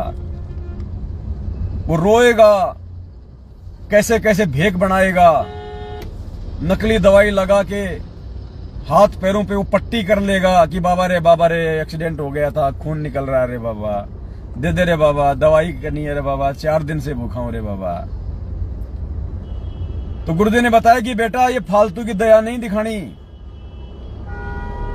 ये काल भगवान की सूक्ष्म चाल होती है, तू फैल मत हो जाना, राजा जनक की तरह धोखा मत खा जाना। राजा जनक का उदाहरण इसलिए दिया था गुरुजी ने कि बेटा फालतू की जो दया है वो भी भगत के लिए घातक है। हमने फालतू की दया भी नहीं दिखानी, दया भी उतनी दिखाओ जितनी जरूरी है, जितनी आवश्यक है। जो दया हमारी मर्यादा तोड़ दे, हमारी भक्ति बर्बाद करवा दे, वो दया भी कोई काम की नहीं। तो पुण्यात्माओं, इतनी सावधानी हमें गुरुजी ने बताई कि इतना कुछ अगर रोए गिड़गिड़ाए तो भी तुमने 1 रुपया नगद उस भिखारी को नहीं देना। अगर उसने विमल गुटखा खा लिया, सुरती खा ली, तानसेन खा लिया, महक खा लिया, आकाश खा लिया, ये जर्दा खा लिया, कोई पान मसाला खा लिया, तो बेटा तू गया काम से। और वो खाए ना खाए, वो उस पैसे का आम लेके खा ले, लेकिन तुमने तो उसको नगद पैसा देके अपने गुरुजी का वचन तोड़ दिया। वो चाहे तेरे पैसे का दुरुपयोग ना करे, लेकिन तूने तो उस भिखारी को नगद पैसा देके तेरे गुरुजी का वचन तोड़ दिया मेरे भाई। तू तो उसी समय फेल हो गया। उसके बाद वो चाहे उसका दुरुपयोग करे चाहे उसका सदुपयोग करे। इसलिए पुण्यात्माओं, परमात्मा ने कहा कि बहुत सोच समझ के सुपात्र को दान देना चाहिए। भिखारी को खाना खिला दो, नगद पैसा मत दो। पहनने के लिए उसको कपड़े दे दो, सिला के। नए कपड़े मत दो, बिना सिले कपड़े मत दो। उन कपड़ों को भी बेच के तुम्हारे दान का दुरुपयोग कर सकता है। इतनी सावधानी परमात्मा ने बताई। जहां भी कोई बाढ़ भूकंप आ जाए, कोई महामारी, कोई आपदा आ जाए, मालिक ने कहा कि चाहे दुनिया भूखी मर जाए लेकिन नगद नहीं देना बेटा। खाना खिला दो उनको, खाना खिला दो, बिस्किट के पैकेट दे दो, हाथ से खरीद के खाद्य पदार्थ दे दो। नगद पैसा नहीं देना, क्योंकि वो तुम्हारे पैसे का दुरुपयोग करेंगे। और पुण्यात्माओं, ये सतलोक आश्रम मैनेजमेंट हरियाणा ने क्या किया आप लोगों के साथ में? हरियाणा के जाट आंदोलन में 16 लाख रुपया तुम भक्तों का उनको चंदे के रूप में दे दिया। 16 लाख उन अनुपदेशियों को जो हुक्का पाड़, बीड़ी पाड़, शराब पीते, सारे उल्टे कुकर्म करते, व्यभिचार करते, क्योंकि वो तो अनुपदेशी है। शास्त्र विरुद्ध साधना करते, शास्त्र विरुद्ध साधना। पुण्यात्माओं, परमात्मा ने सबसे बड़ा अपराध बताया। जो व्यक्ति एक परमात्मा को छोड़ के अन्य देवी देवताओं को पूजता है, भैरव भूत मसाणी माता को पूजता है, यानी जो भी व्यक्ति शास्त्र विधि को त्याग के जो मनमाना आचरण करता है, उसको परमात्मा ने सबसे बड़ा अपराध बताया। आन उपासना को सबसे बड़ा अपराध। तो सोचो पुण्यात्माओं, हरियाणा के जाट आरक्षण में जो तुम्हारे 16 लाख रुपए, कभी 5 लाख रुपए, कभी 11 लाख रुपए चंदे के रूप में जो उन जगत के लोगों को दिए गए, वो क्या करेंगे तुम्हारे पैसे का? तुम्हारे दान का क्या किया होगा उन्होंने? हुक्के का तमाकू खरीदा होगा, शराब खरीदी है, बियर खरीदी है, गाड़ियां खरीदी हैं। उन गाड़ियों में घूमेंगे, अय्यासियां करेंगे, रंगरेलियां करेंगे, दुरुपयोग करेंगे। भाई उसका दंड कौन भोगेगा? संगत और ये मैनेजमेंट। इसलिए आज संगत दुखी है, परेशान है।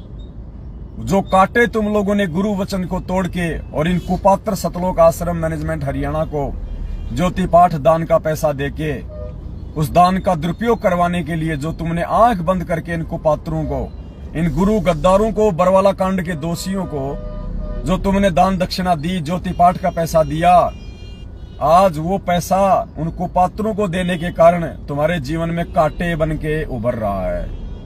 तुम्हारे जीवन में कांटे बन रहा है, परेशानियां पैदा कर रहा है। इसलिए परमात्मा कहते हैं, बिन सोचे विचारे जो करे पाछे सो पछताए। काम बिगाड़े अपना और जग में होत हंसाए। वो अपना काम बिगाड़ता है और दुनिया में हंसी का पात्र बनता है, हंसी का पात्र। ये देखो कैसे कैसे मूर्ख, इतना ज्ञान देने के बाद भी ऐसी मूर्खता कर रहे हैं। फिर कहते हैं हम संत रामपाल जी के भगत हैं, हमारे को तत्व ज्ञान दे दिया। अरे भगवान ने तो तत्व ज्ञान दे दिया नालायक को, लेकिन तुमने तो नहीं लिया। तुमने तो अपने जीवन में उसको आत्मसात नहीं किया। कहते ना कि गुरु तो गुड़ था, चेलों ने शक्कर कर डाली। गुरु तो गुड़ था, चेलों ने शक्कर कर डाली। तो ये हाल कर दिया पुण्यात्माओं इस यथार्थ 13वें कबीर पंथ में, इस काल प्रेरित सतलोक आश्रम मैनेजमेंट हरियाणा ने, गुरुदेव के कलयुगी परिवार ने। पुण्यात्माओं, एक एक कदम इस भक्ति मार्ग पे काल भगवान की सूक्ष्म चाल को गुरुदेव के आशीर्वाद से, गुरुदेव के ज्ञान आधार से समझ के धरने की आवश्यकता है। वरना ये ऐसे ठगता है, ये ऐसे ही। इसने अच्छों को ठग लिया भाई। आप और हमारी औकात क्या है 2 कोड़ी के जीवों की। इसलिए तो परमात्मा कहते हैं, तेरी क्या बुनियाद प्राणी तू पेंडा पंथ पकड़वो। सुखदेव ने 84 भुगती बनया पजावे खरवो। और तेरी क्या बुनियाद प्राणी तू पेंडा पंथ पकड़वो। पेंडा पंथ यानी अपने गुरुदेव के वचन पे दृढ़ होके चल नालायक।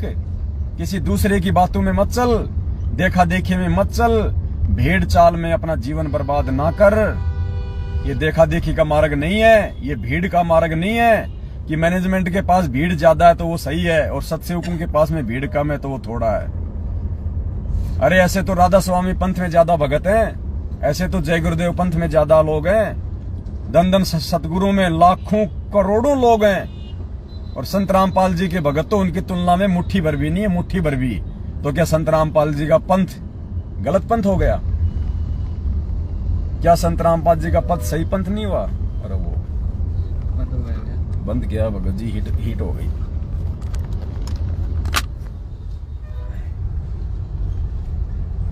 सत्साई पुण्यात्माओं, बैटरी डाउन हो रही है। हम लोग भी जयपुर में प्रवेश कर गए हैं, परमात्मा ने दया बख्शी। दरअसल दास को नींद आ रही थी जब दास मालाखेड़ा से चला अलवर से, क्योंकि रात को भी हम 8:30 बजे जयपुर से निकले थे, 11:30 बजे हम मालाखेड़ा पहुंचे। उसके बाद पूरी रात परमात्मा की साथ संगति हुई। सुबह फिर हम लोग 7:30 बजे मालाखेड़ा से निकले, तो दास को नींद आ रही थी। अब दास ने सोचा कि गाड़ी चलाऊंगा, नींद आएगी तो मामला खराब हो जाएगा, क्या किया जाए। तो परमात्मा ने सद्बुद्धि दी कि बेटा गाड़ी के आगे लाइव लगा ले, अपने भाई बहनों से बातचीत करता जा, साथ संगति लगा। और 2-3 घंटे की परमात्मा ने, देखो 2-2.5 घंटे की मालिक ने साथ संगति भी करवा दी, और परमात्मा ने हमारे को जयपुर भी पहुंचा दिया। तो पुण्यात्माओं देखो, एक पंथ दो काज हो गए। गाड़ी की गाड़ी आराम से आ गई, आप सभी भाई बहनों के साथ परमात्मा ने दास को जोड़े रखा, ना नींद आई ना अन्य विचार आए, और आप भाई बहनों की एक अच्छी संगति हो गई, मालिक के दया से एक बढ़िया संगति हो गई। तो पुण्यात्माओं, ये परमात्मा के आशीर्वाद से संभव होता है ये सब कुछ, परमेश्वर जी के आशीर्वाद से ही ये सब काम होते हैं। जान एक तो नींद आ रही थी काल प्रेरणा से, और परमात्मा ने 2 काम करवा दिए, जयपुर भी पहुंचा दिया, आप भाई बहनों के साथ में साथ संगति भी करवा दी। तो हम जयपुर में पहुंच चुके हैं। यहाँ पे पुण्यात्माओं अब थोड़ा ट्रैफिक ज्यादा है, रेड लाइट ज्यादा है, तो मालिक दया करें। अब दास लाइव को समाप्त कर रहा है। आप सभी भाई बहन इस मैसेज को ज्यादा से ज्यादा आगे शेयर कर दें। फिर लाइव आएंगे, फिर परमेश्वर की चर्चा होगी। तब तक के लिए सत साहेब, बंदी छोड़ सतगुरु रामपाल जी भगवान की जय हो। सत साहेब।